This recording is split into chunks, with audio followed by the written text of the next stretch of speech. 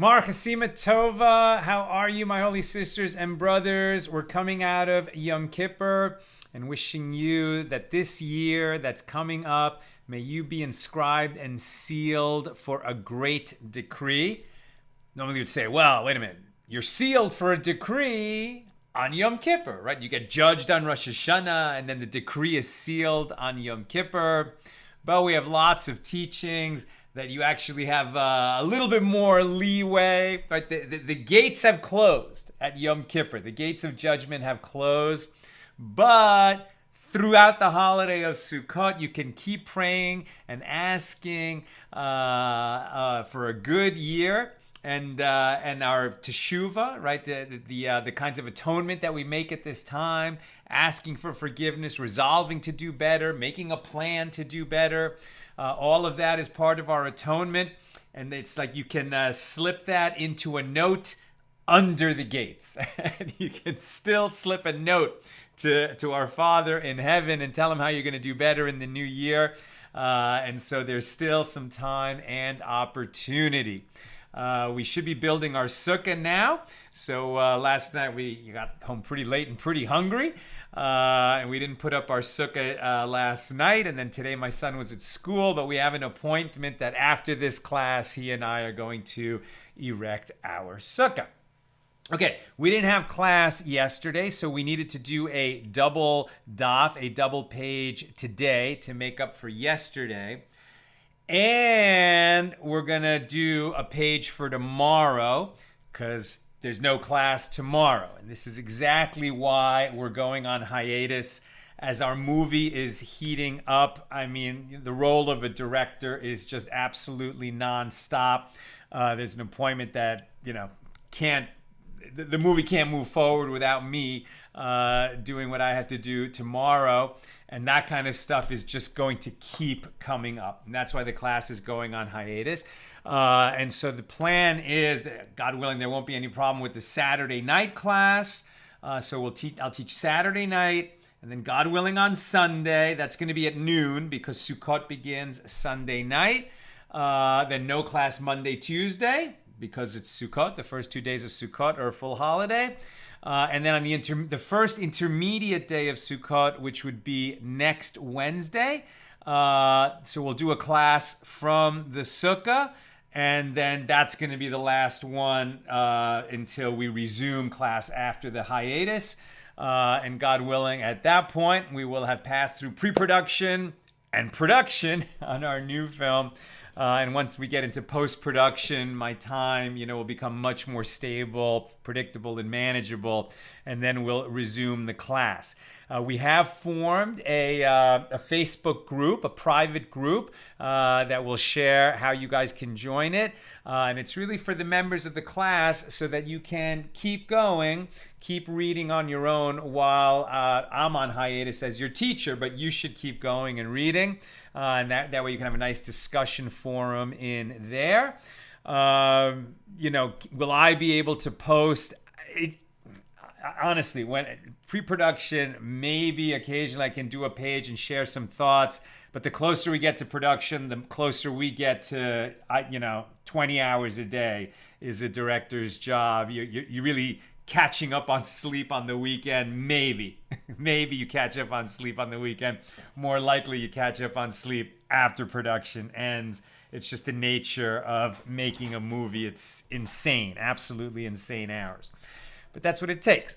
We're very excited about it. The movie's really coming together beautifully, and it's going to be very, as I've mentioned a bunch of times, very interesting to this audience.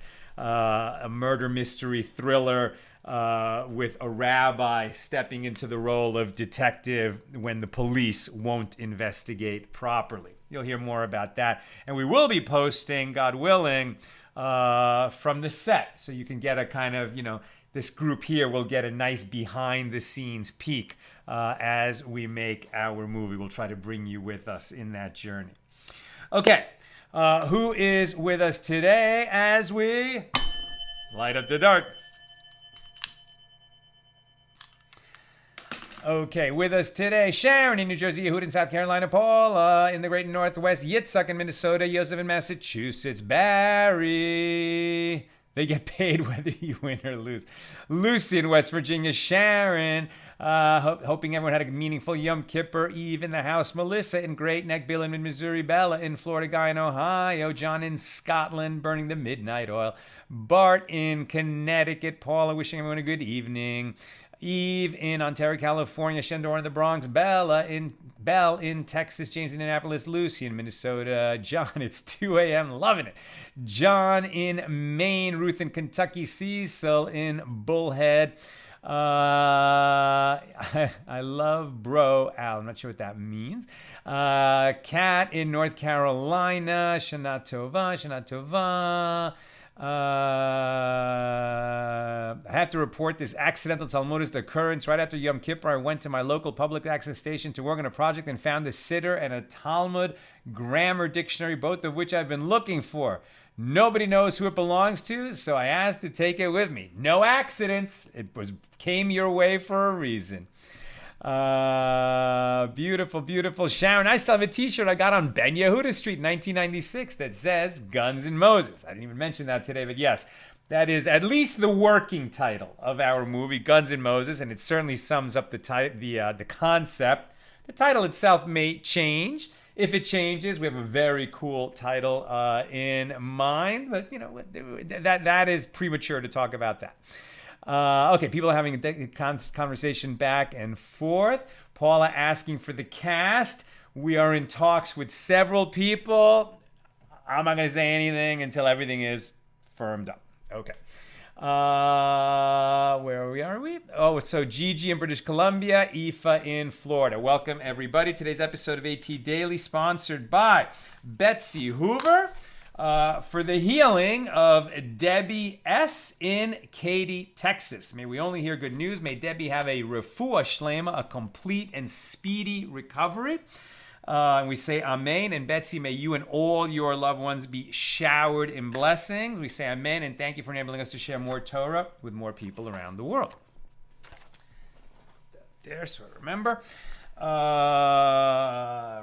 Okay, so like I said at the beginning, we're doing 3 pages today. We missed one on Yom Kippur, so we needed to do 2 today to make it up, but also doing tomorrow's page because we have a brush fire on the movie that requires the director's presence in the high desert. It's a high desert set movie, and so I need to be there about an hour outside of LA in the high desert, and so I can't teach the class tomorrow. And like I said, this is exactly the kind of stuff that just keeps coming up and why we have to put the class on hiatus. Okay, so 3 pages today. There's no way we're going to cover 3 whole pages, so it will be highlights of the 3 pages. And we've got some really interesting highlights that we're going to be doing. So where are we? We're holding on page 91 was yesterday's page. Today's official page is 92, and tomorrow's 93 here in track date Kesubos, the 15th volume of the Talmud. We are in chapter 10. And so pages 91, 92, and 93. And what we're actually going to be talking about today is going to cover Mishnahs 2, 3, and 4. Material from Mishnahs 2, 3, and 4 here in chapter 10. Okay, so we pick this up a little bit of the way into page 91. Like the remainder of the Gemara on Mishnah number 1 is along this, pretty much along the same lines of what we were discussing on Tuesday before Yom Kippur began. So let's pick this up now with Mishnah number 2 in chapter 10. And really what we're talking about is how a man with multiple wives, which was permitted in the ancient world, how the ketubah payments are going to be distributed if there's not enough money in his estate for them to receive everything that they were expecting to receive according to the ketubah. And how does that affect the women's sons, who are their heirs, the man's sons, etc. And how does this whole body of law intersect with the related concepts in just the laws of purchase and sale of real property and multiple creditors with a lender who can't pay everybody what he owes them, how do we make some kind of equitable distribution? It's a lot of what you would encounter in a bankruptcy court, right? Somebody doesn't have enough to pay his creditors. How do we divide the assets that are available in a fair manner among the creditors who have competing claims for those assets? Very similar ideas. Why did I call today's episode Lawyers Are Like Nuclear Weapons?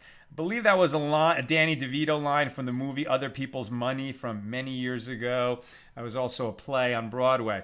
And it's this idea, and I'm a recovering lawyer. It's been a long time, but I was a lawyer briefly.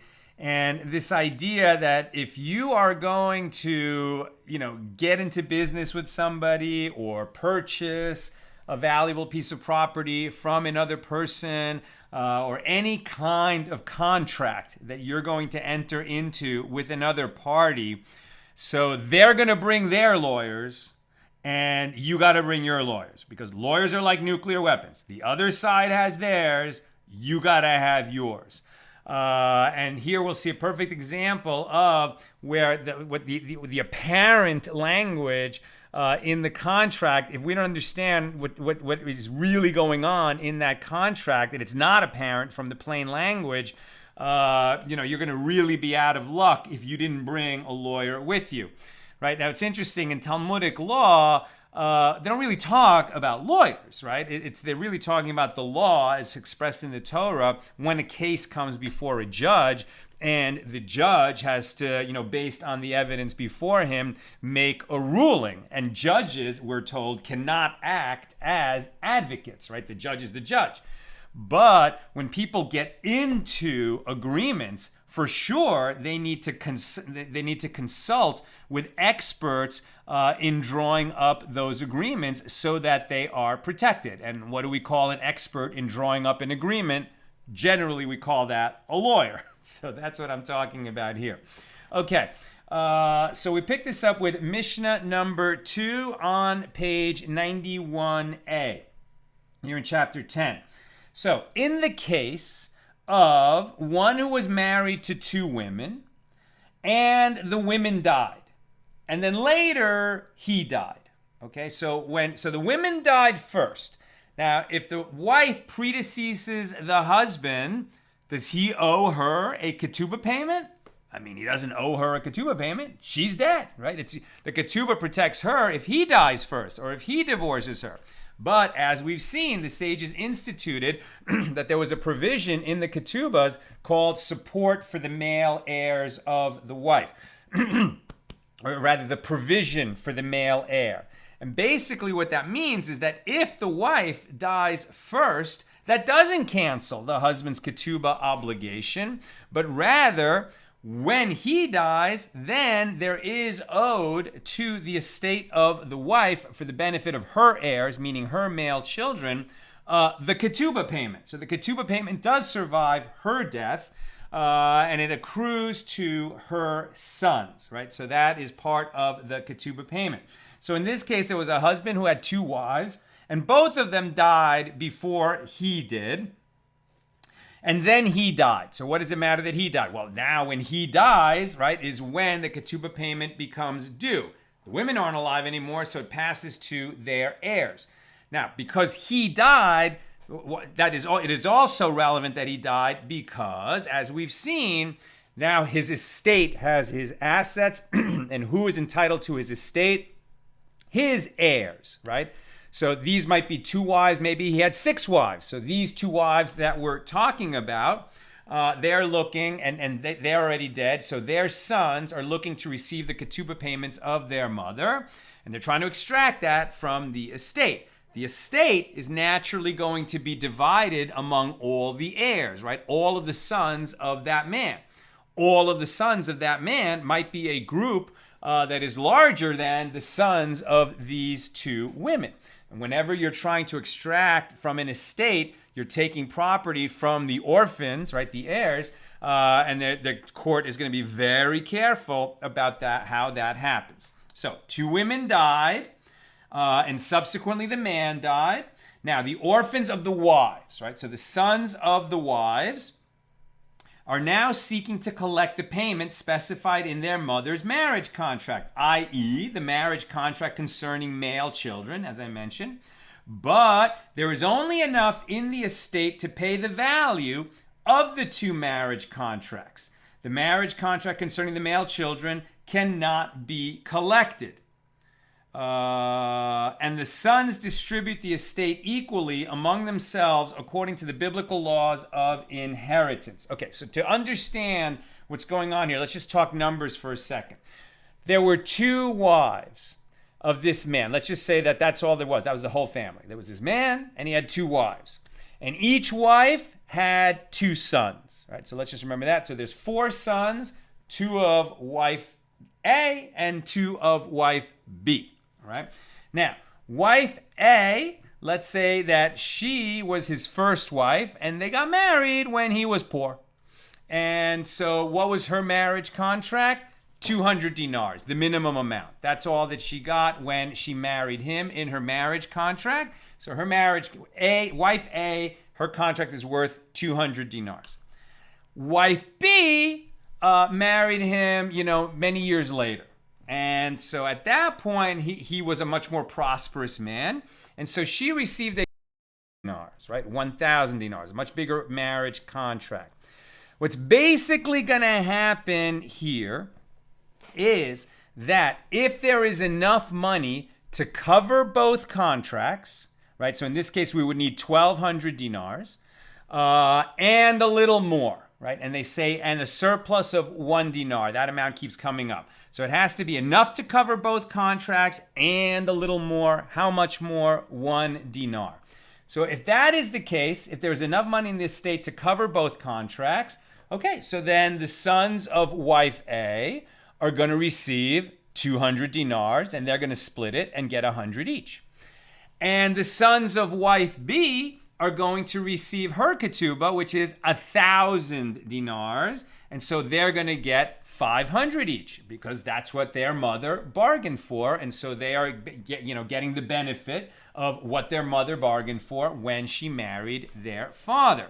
So even though they're all sons of the same man, the older boys from the first wife are going to end up with 100 dinars each, and the younger boys from the second wife are going to end up getting 500 dinars each. If, however, there is no surplus, right? If there is no surplus, and let's say that there's exactly as much as is needed. There's 1,200 dinars exactly in the estate, but there's no surplus, right? Or if there was even less than that. So at that point, what would happen is that the four sons because the ketubas can't be paid, they're going to divide the estate evenly, just as sons of the father, because there is no surplus. By the way, if there was a huge surplus, then each son would get what he's entitled to under the ketubah, and then simply as the sons of this man, they would split the rest evenly. But if there's exactly 1,200, now the four sons would get 300 each. So the sons from the wife who married the man when he was poor, the older boys, benefit if there is no surplus. Instead of getting 100 each, they get 300 each. And the younger sons from the later wife who got a bigger ketubah, they have a problem, right? Instead of getting 500, it's the opposite of benefit. They have what's the word I'm looking for? It's less good for them. It's no benefit. It's an anti-benefit. Just not thinking of the word. There's a cost for them, right? So if there's exactly 1,200 in the estate, then instead of getting 500 each, they're going to get 300 each. Okay, so that is the point, is how we're going to dispose of the estate. If there is less than what's required to pay off the ketubas, if there's exactly what's required to pay off the ketubas, and those two are the same, if there's exactly but no surplus, or less than exactly, the sons all divided evenly.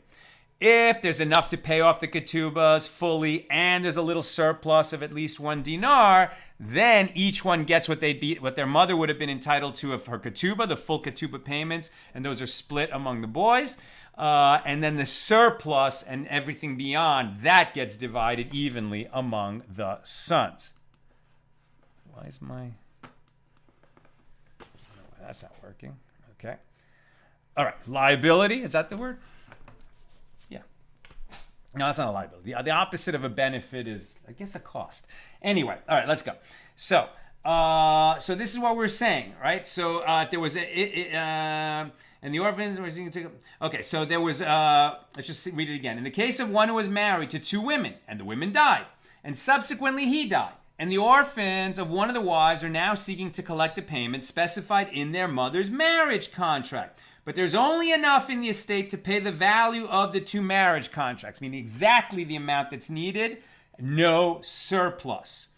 Then the sons distribute the estate equally among themselves according to the biblical laws of inheritance. Nobody receives according to the value of the ketubos. Rather, they just receive as the sons of the man, the male heirs of the man, and they divide his estate evenly. But if there was a surplus of 1 dinar or more left there in the estate beyond the value of the 2 marriage contracts, then these sons collect their mother's marriage contract, and these sons collect their mother's marriage contract. And the ones who had the small contract end up with 100 each, and the ones who had the big contract end up with 500 each. Now, if the orphans who are entitled to receive the marriage settlement of greater value, so the sons of the second wife were splitting 1,000 dinar ketubah.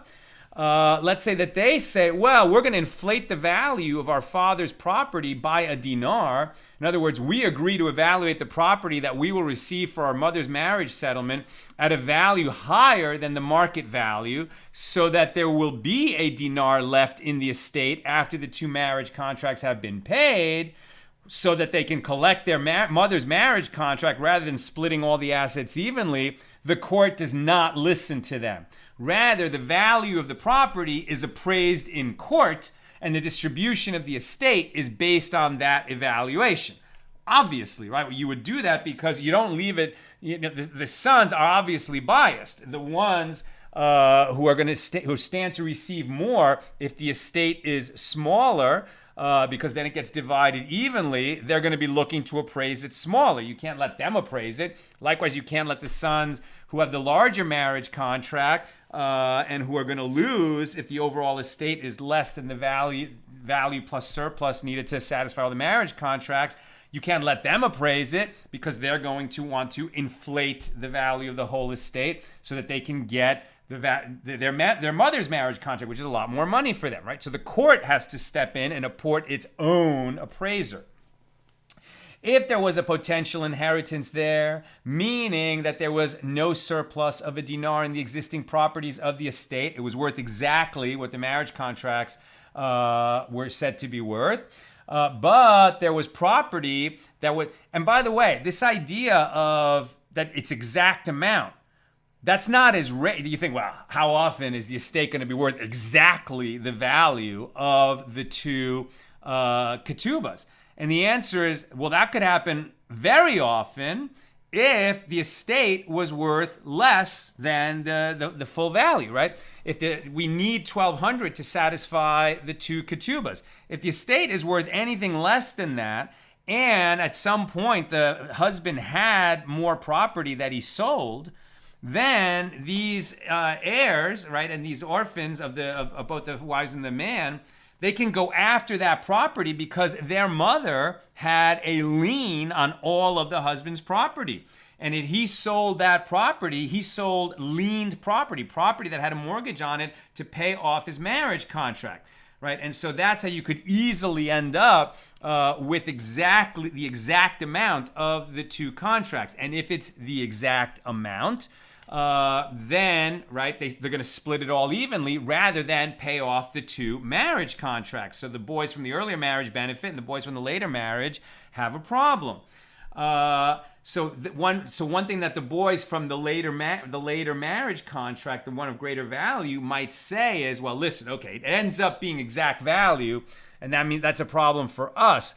But our father, has some stock that right now isn't worth very much. But, Apple just announced that they're going to release an amazing new product, and they're going to announce it in a month. And we know that our Apple stock is going to shoot up in value. So then the estate will be worth more.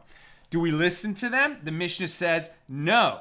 They're saying there's potential inheritance, meaning that part of the properties are going to go up in value.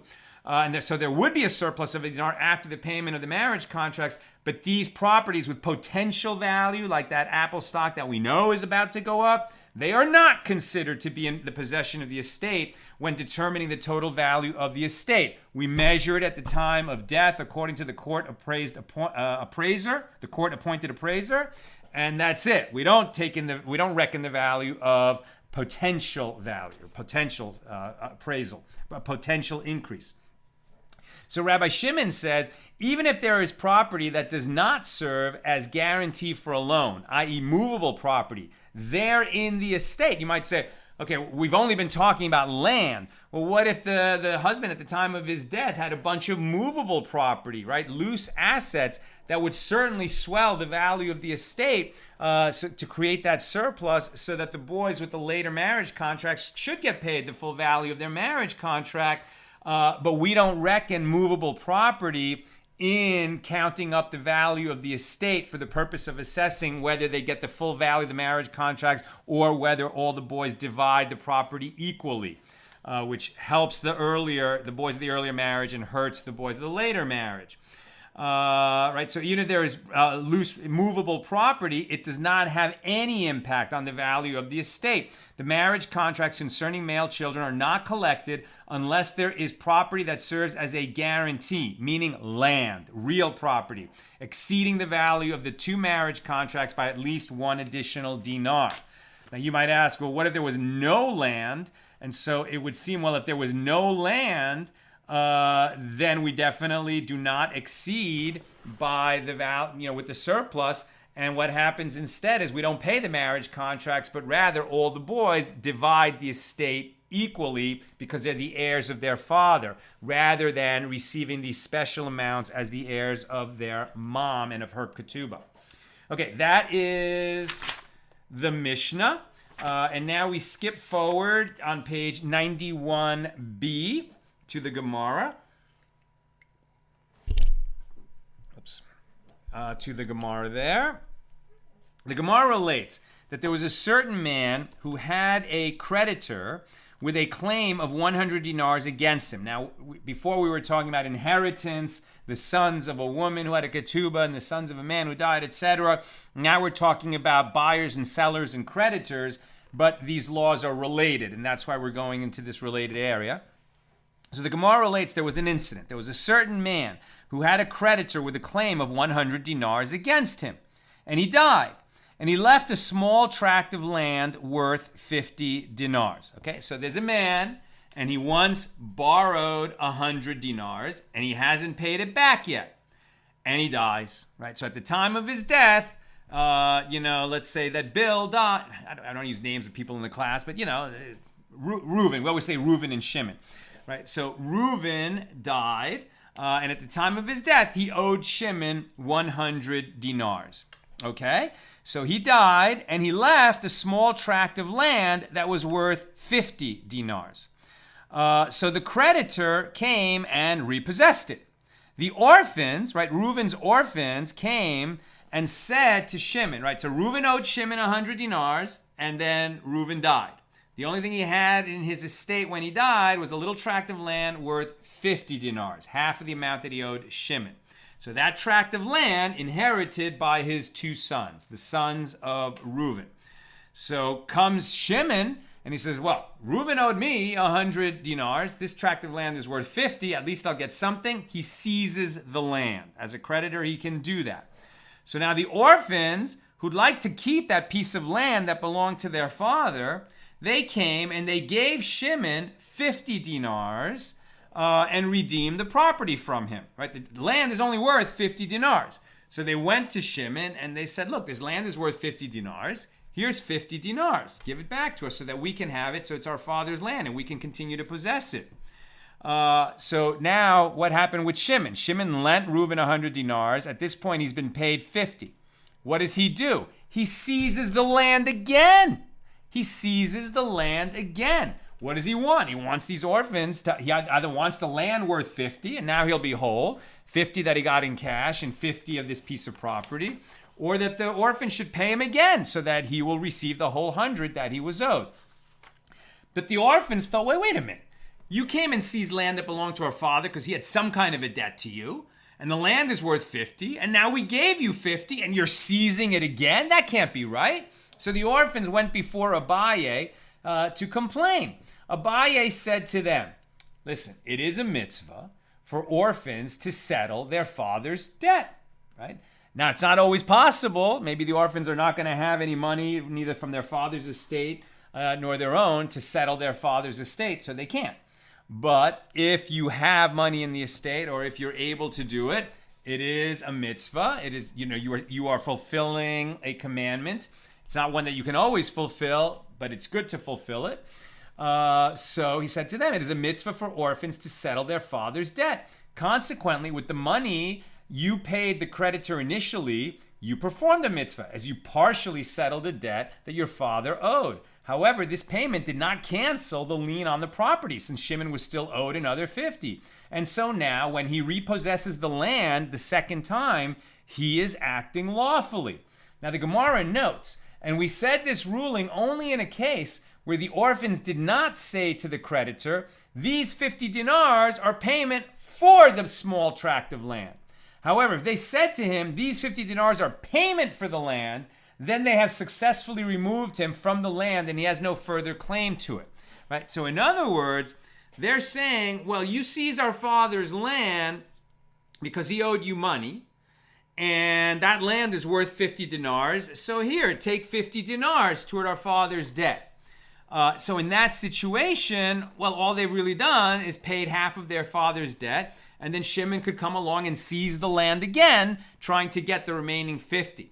But if the orphans made a different characterization of the 50 dinars that they were giving to Shimon, saying, not, well, here's 50 dinars for our father's debt, but rather, listen, we'd like to own that land that used to belong to our fathers. So we'll give you 50 dinars for it. Do you want it? And if Shimon says yes, then what Shimon has done is not given back land that he seized to the debtor because there was a partial payment.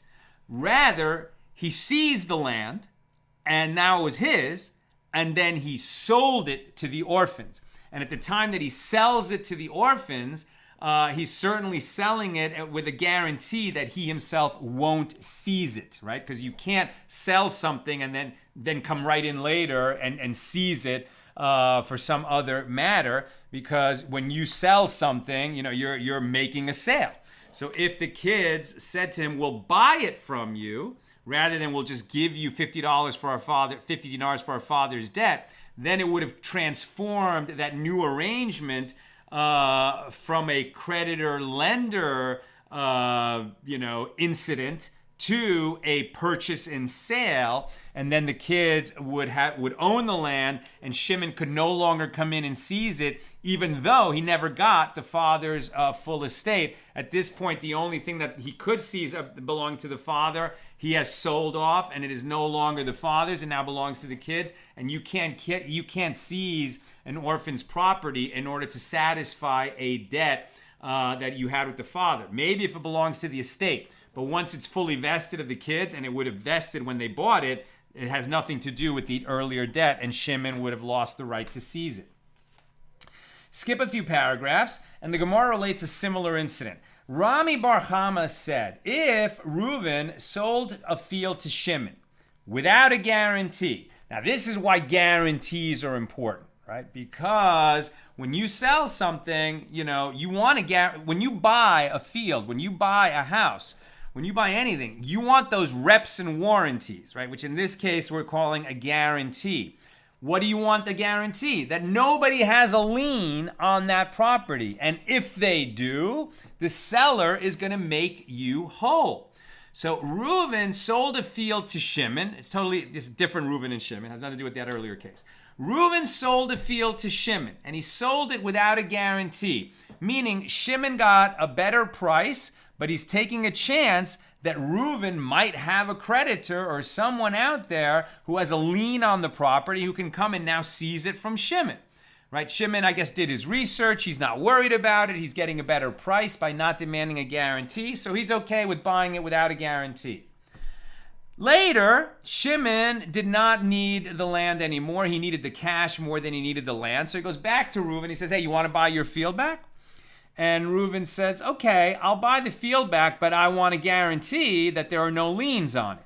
And Shimon says, all right, fine. I'll give you a guarantee that there are no liens on it. Shimon is thinking, well, I didn't mortgage it to anybody while I had possession of it, so I'm happy to give you this guarantee. So he gives the guarantee. So Reuben sold it to Shimon without a guarantee. Shimon sold it back to Reuben with a guarantee. All right? And Shimon came and sold it back to Reuben, but he sold it with a guarantee that if the field is repossessed, he, Shimon, will compensate the buyer, Reuben, for his loss. Now we're on 92a. Reuben's creditor came. So Reuben had a creditor originally. And he didn't say anything to Shimon about that. But now this creditor, who could have seized the land when it was originally Reuben's, and he could have seized it when after Reuben sold it to Shimon without a guarantee, right? And then Shimon would have been out of luck. But Reuben's creditor was away on a long journey, and now he finally comes back, and he sees the field of Reuben, and Reuben doesn't pay him what he owes. So now he seizes the field. Reuben's creditor seizes the field. What does Reuben do? He goes over to Shimon. He says, hey, you sold me this field with a guarantee. It's now been seized by a creditor. Pay me the value of the field that's now been taken away from me. Shimon's like, what creditor? I didn't have any creditors that could seize a field. Reuben says, I had a creditor, and he's only seizing it now. Shimon's like, what? You want me to pay a guarantee on a field that I sold to you because your creditor came and seized the field? Are you crazy? And Reuben is like, hey, you sold it to me with a guarantee that field has no prior liens on it. Here's this prior lien. Shimon is like, okay, it's a prior lien, but it's a lien on you. You're the one who has a creditor. You owe money to someone. You pay him. Don't take it out on a field that you sold to me and I sold back to you. Reuben says, what can I tell you? You said you guarantee it has no liens. Here comes my old creditor and he seizes the field. Fulfill your guarantee. So what happened? Reuben, so Reuben's creditor came and repossessed the field from him, i.e. from Reuben. Now the law is that Shimon must go and compensate Reuben since he sold him the field with a guarantee, while Reuben owes Shimon nothing since he sold him a field without a guarantee. Now, Rava said to him, so where did this case come from? Rami Bar Chama said, right, in this incident, in this situation. So the law would be that Reuben actually collects from Shimon, even though Shimon's field was seized by Reuben's creditor. Rava said to Rami Bar Chama, granted that Shimon took upon himself to guarantee the sale in general, i.e., if the field were to be repossessed by his own creditors or those of a previous owner of the field, but did he also take upon himself to guarantee the sale if it were to be repossessed by the purchaser's own creditors? And the Gemara notes, and Rava concedes to Rami Bar Chama in the following case. If Reuben inherited a field from his father, Yaakov, and he sold it to Shimon with no guarantee, and Shimon came and sold it back to Reuben with a guarantee, and then Yaakov's creditor came and repossessed the field from Reuben, in this case, Rava would concede that the law is that Shimon must go and compensate Reuben for his loss, right? Because Shimon did a foolish thing. Without knowing the history of the field, he said, okay, I'll make a guarantee on this field that there are no liens on it, right? He didn't do his due diligence. He didn't do a property title search. He didn't think it through that there might have been earlier liens. right? So in that situation, the creditor was not Reuben's creditor, it was Yaakov's creditor. Yaakov was Reuben's father, right? So Yaakov didn't show up at the time that the field was inherited by Reuben. And then Reuben sold it to Shimon with no guarantee. Shimon should have asked for a guarantee, but he didn't. And then Shimon sold it back to Reuben with a guarantee. And then this creditor of Reuben's father shows up. Yeah, so then Shimon is going to be the one who is out of luck. But vis-a-vis Reuben himself, if it's Reuben's own creditor, no, then Shimon is not going to have to pay that guarantee, because when Shimon sold the field to Reuben, Reuben is at least guaranteeing that he will pay the purchase price without some issue of his own coming to usurp the deal, as it were. And the Gemara asks, what is the reason for this law? And the Gemara answers, well, Yaakov's creditor, right? The creditor of Reuben's father is comparable to a general case of a creditor, i.e. a creditor of a previous owner, right? That the field somewhere has a creditor that has a right to seize it. But so even Rava would agree that this is not comparable to a case where Reuben's creditor repossessed his field, and consequently Shimon bears responsibility to compensate Reuben only if it was Yaakov's creditor. But if it was Reuben's creditor, then no. Then Rava makes a very strong and good point, right? And the law, did he also take upon himself to guarantee the sale if it were to be repossessed by the purchaser's own creditors? If Reuben sold, this is the law, the halacha. If Reuben sold Shimon a field with no guarantee, and then he bought the same field back from Shimon with a guarantee, our case, and then one of Reuben's creditors came and repossessed the field from Reuben, Reuben cannot go to Shimon and sue him for reimbursement of the cost of the field. And the reason for this is that even though Reuben did not guarantee his initial sale of the land to Shimon, and Shimon did guarantee the land when he sold it back to Reuben, nevertheless, Reuben did guarantee the sale from the claims of his own creditors. That's just built into the contract. And this is in accordance with the opinion of Rava, right? So this is why you need a lawyer who knows what the law is at the time that you are drafting the purchase and sale agreement. Okay, we skip forward because we're doing 3 pages today, and we go to page 93a, and we're looking at Mishnah number 3. Mishnah number 3 here in chapter 10 on 93a. Right, and we're already on 93, and 93 is the final page we're doing today, and we're just doing highlights of it. Mishnah number 3. In the case of one who was married to 3 women, and he died, and the marriage contract of this wife was for 100 dinars, and the marriage contract of the second wife was for 200 dinars, and the marriage contract of the third wife was for 300. Right, so there's 600 total dinars owed in ketubah obligations, but the 3 women don't have equal ketubas. Again, it's a situation, probably the guy's getting wealthier as he marries the 3 women in ancient times. So the first woman has a contract of 100 dinars, the second woman 200 dinars, and the third woman 300 dinars. That makes it easier to remember. Okay, and all 3 contracts were issued on the same date. Okay. So it's not that he was getting wealthier. It's that he married 3 women on the same day. But I guess maybe they came from different prominent, different level of families. So the families were able to negotiate higher payments for the second and third wife, as it were.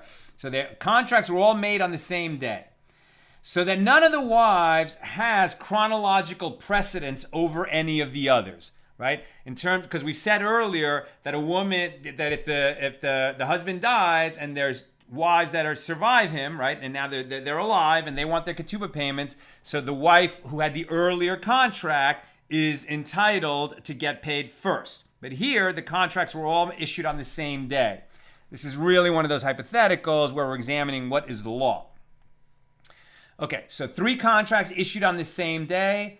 Wife 1, 100 dinars. Wife 2, 200 dinars. Wife 3, 300 dinars. All right?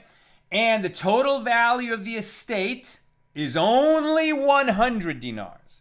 There's no way to pay off all 3 contracts, and they were issued on the same day. If wife 1 had married him first, and her contract is for 100 dinars, and there's only 100 dinars in the estate, so she would get the 100 dinars, and wives 2 and 3, who had bigger contracts, would end up with nothing. But the contracts were all issued on the same day. So then what happens? The wives divide the estate equally. They divide the 100 equally. So even though the wives were entitled to different total amounts under the ketubah, because there's only 100 dinars in the estate, each one of them gets 33 1/3 dinars. If there were 200 dinars in the estate, then it's different. Then the one whose marriage contract was for 100 dinars, she takes 50, while those whose contracts were for 200 and 300 dinars take 75 each. Interesting, right? So they had different values. One is entitled to 1/6 of the estate, 100 out of 600 total obligation. One is entitled to 1/3 of the ketubah obligation, right? 200 out of 600. And the other is entitled to a half, right? 300 out of the total 600 obligation. When there's only 200 available, so the one who's entitled to 100, she gets 50. And the ones who are entitled to more than 100, they get 75 each. If there were 300 dinars in the estate, then the one whose marriage contract was for 100 dinars, she gets 50. The one whose contract was for 200 dinars, she takes 100 dinars. And the one whose contract was for 300 dinars takes 6 dinars of gold, which is equal to 150, meaning forget the little gold dinars, it complicates it.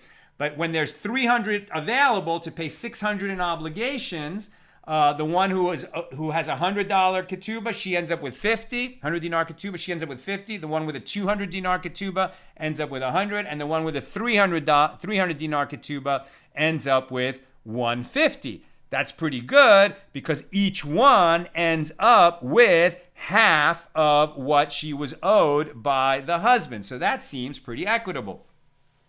And similarly, 3 individuals who deposited money into a purse, meaning not they put all their coins in the same purse, but they invested in a business venture, right?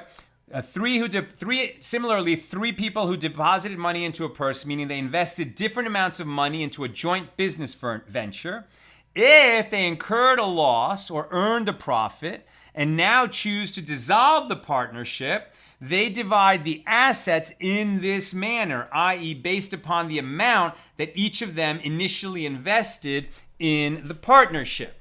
So they're not talking about the right to cash flow while the business venture was going, because presumably they're going to share the profits pro rata and pari passu, right? If let's just say that there was a 25% partner and a 75% partner, then each year when profits came in to the venture, the junior partner would take 25% of the profits and the senior partner would take 75% of the profits. And then when they wind up the business, if there is less than what they originally invested, we're going to use this same system of the wives who had ketubah obligations that can't be satisfied by the estate of the husband because there's not enough to fully satisfy them. That's the Mishna. The Gemara. The Gemara asks about the law in a case where the estate has 200 dinars, in which case the wife whose marriage contract was for 100 dinars ends up with 50, and the other 2 ended up with 75 each. Now, why should the wife whose marriage contract was for 100, why should she take 50? She should have the right to collect only 33 1/3 dinars, since her claim is only for the first 100 dinars, and all 3 women have an equal right to this first 100, it stands to reason that it should be divided equally between the 3 of them, right? So you might say, well, okay, for the first 100 dinars of the estate, everybody has an equal claim on that, because the first wife, she had a 100 dinar obligation, so at least vis-a-vis the first 100 dinars of the estate, split that in thirds, and then the next 100, maybe we split that between the two who have, greater obligations, and that first one is out of luck. I mean, it's a different system. Shmuel said, this is a case where the wife whose contract was for 200 writes a document to the wife whose contract was for 100 dinars. I don't have any legal dealings or involvement with you with regard to the first 100 dinars. And since she relinquishes her share in the first 100 dinars, only two claimants remain, the one whose contract was for 100 and the one whose contract was for 300, and they divided equally between them, right? So as you see, when there's insufficient assets to make good on all the competing claims, one thing is that the judge is going to devise some kind of equitable system based on the pro rata portion of all of the competing claims. But that's going to be modified perhaps by which of those claims was guaranteed with a mortgage and which were not. Further modified by, maybe we divide assets among the people equally when they have full rights to a certain amount. But beyond that, only the people with larger claims are going to divide that.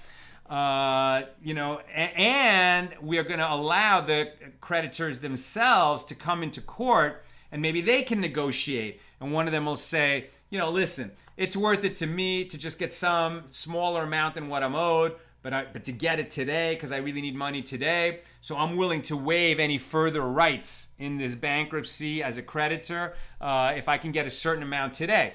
And the other ones are saying, well, you know what? We can be more patient. So fine, give him a little more now. And then he gives us a waiver for everything for the future. And it's worth it to us to pay him a little bit more now so that we won't have to deal with him later. And that would be, part of the equity that goes into, figuring out how we're going to dispose of that. Okay, we skip a few more paragraphs on 93a. It is taught in a baraisa. This is a teaching of Rabbi Nassim. Rabbi Yehuda Hanassi says, I do not agree with Rabbi Nassim's statement with regard to these women, right? That we're going to do this pro rata thing that, one woman entitled to a sixth, one a third, one a half, in terms of the ones that bigger and bigger obligations of ketubos that they had. And so we're going to do this kind of odd math of figuring out who gets what when there's amounts smaller than what they are all owed. That was Rabbi Nassim's system. But Rabbi Yehuda Hanassi says, I don't agree with Rabbi Nassim. I just say divide it equally. If we don't have enough to satisfy the marriage contracts, then whatever is there, divide it equally among the three women and we're finished. Much simpler. What is the law? Is it like Rabbi Yehuda Hanassi or like Rabbi Nassim? If a man was married, let's say, to four women, and this is Rabbi Steinsaltz explaining the law. If a man was married to four women, and the marriage contract of the first was for 100, and that of the second was for 200, and that of the third was for 300, and that of the fourth was for 400 dinars. Okay, so easy to remember, four wives, different value ketubos. The first one was 100, the second 200, the third one 300, the fourth one was 400. Okay? And all of the contracts were signed on the same date, and the man died, and there are insufficient funds to pay out all the marriage contracts.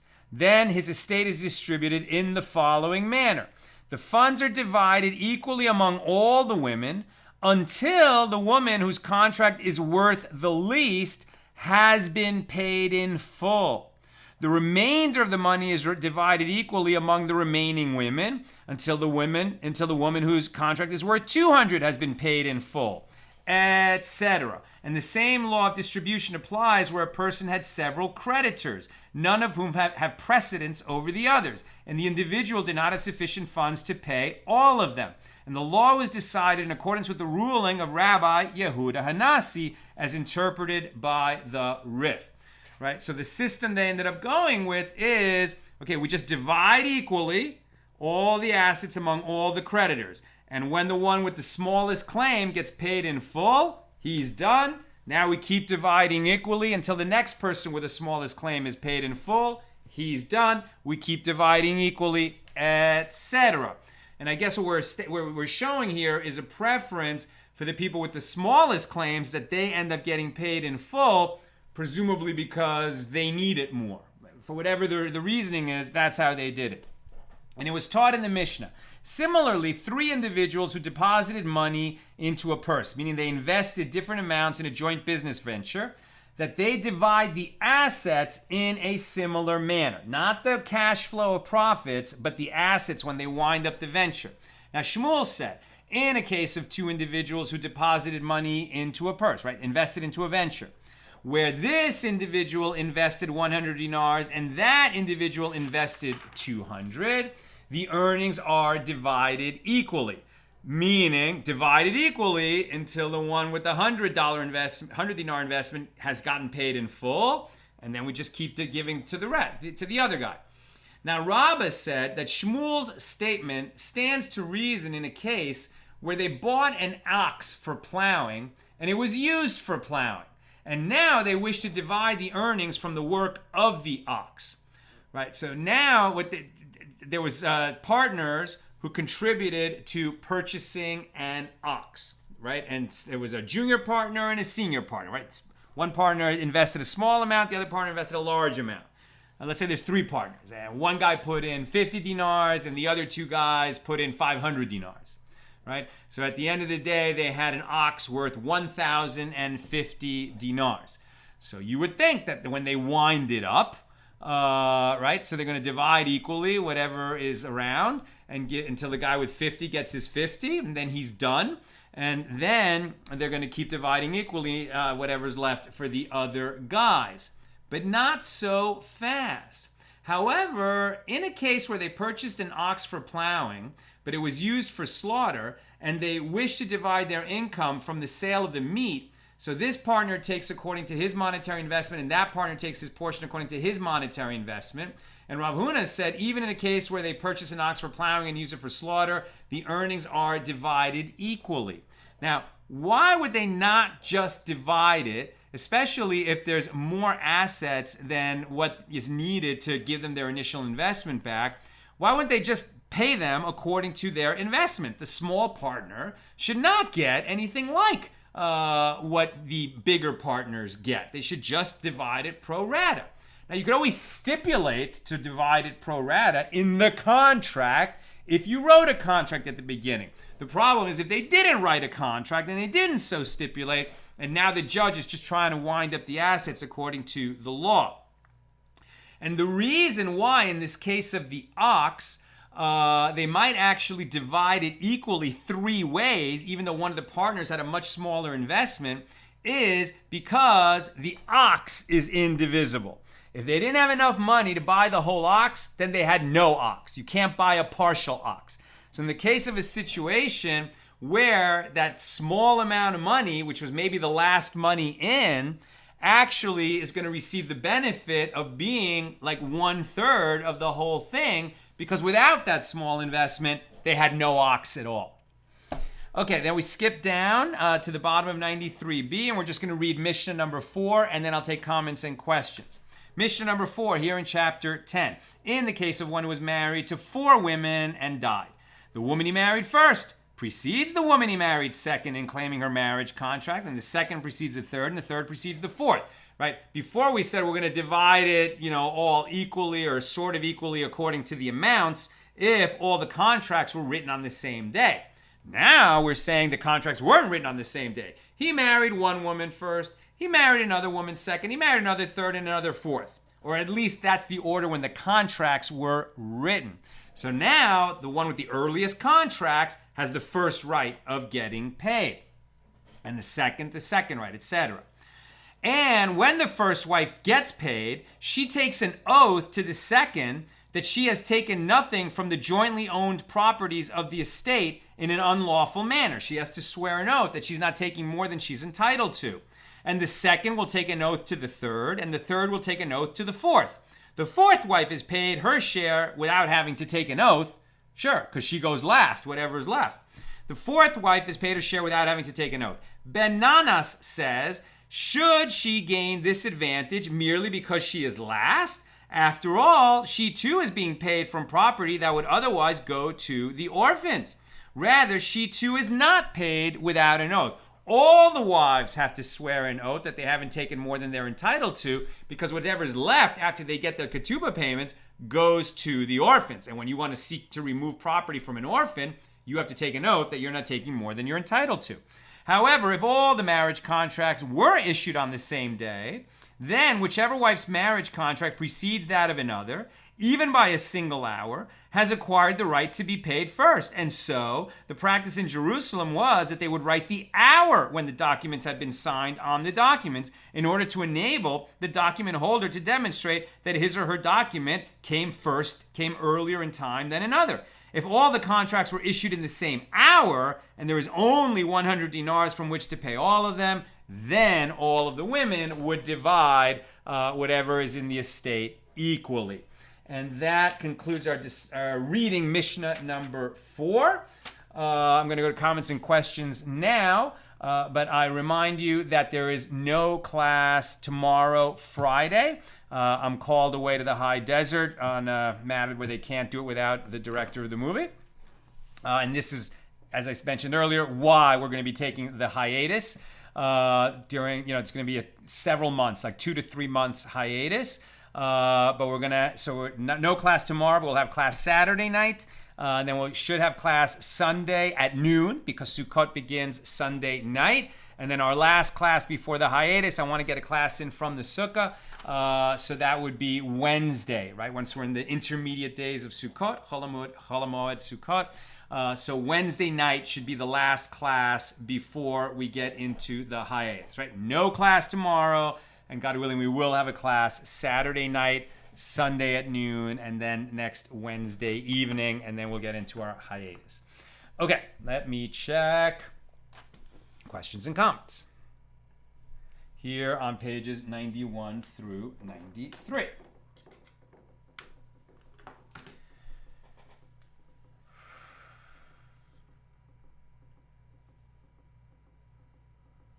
Okay. Hold on a second. Okay. All right, Lasuk, and Eugenia. What about the first son? He doesn't get the amount first because he is his father's firstborn. Okay, excellent question.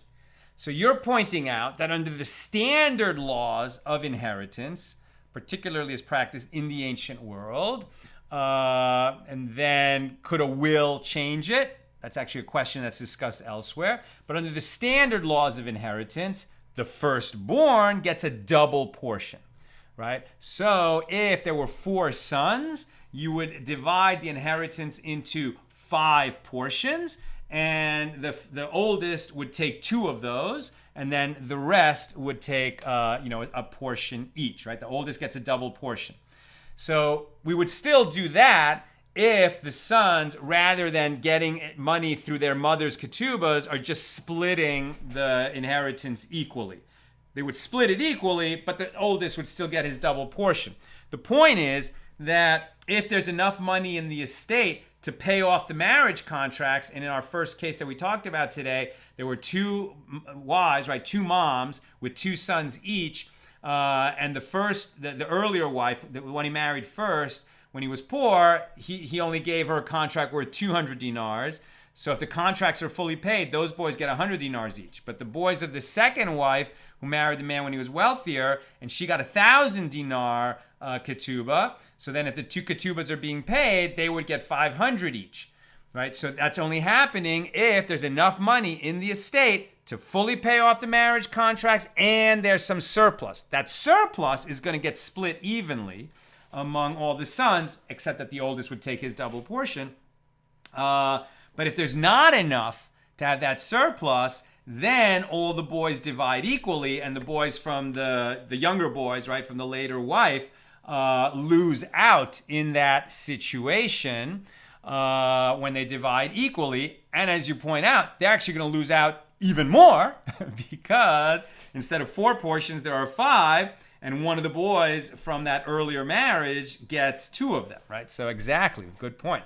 Sharon, since the ketubah was intended as a protection for the woman, If both women are already deceased, they no longer need protection. Why wouldn't the children just inherit as the heirs rather than the ketubah benefit? The contract was with the woman, not her sons.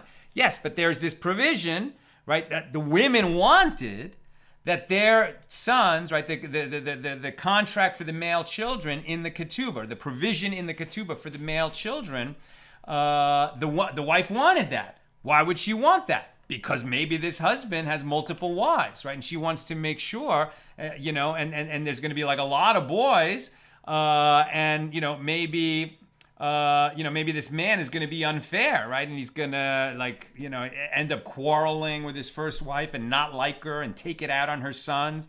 And he's going to be much more generous with the sons of the second wife. And to protect her own sons from that, she knew at the time that she married her husband that her sons would at least have this kind of protection. And so it's built into the ketubah, and it has to be honored if there's enough assets in the, in the estate to honor it. And Eugenia says, if a woman is divorced and later her ex-husband dies, does the first son get a double portion as is his right? Yeah, so there I'm really unclear. I'm not sure. Because if they...